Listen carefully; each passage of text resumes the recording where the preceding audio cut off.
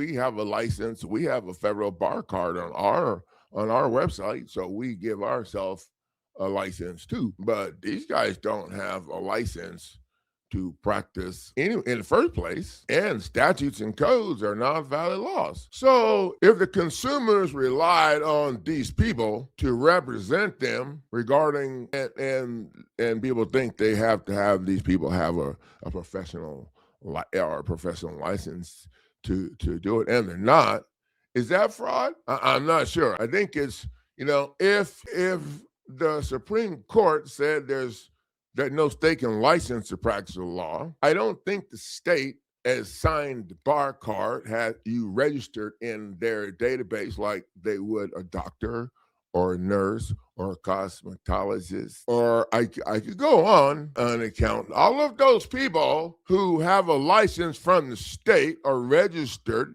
and you could go to the state and you can see, how they've been doing. If they got people complaining, if they've been jacked up because you can't do none of that. Oh, wait, you can. If you call the bar association, I'm sure they're waiting to take your call. Or you just call these guys. Okay, so if the corporation is a business entity engaged in commercial services affecting interstate commerce, and they say they have a license, the judge makes you leave court when you're smashing them in the face with our stuff because you don't have you got to have a license. Oh, wait.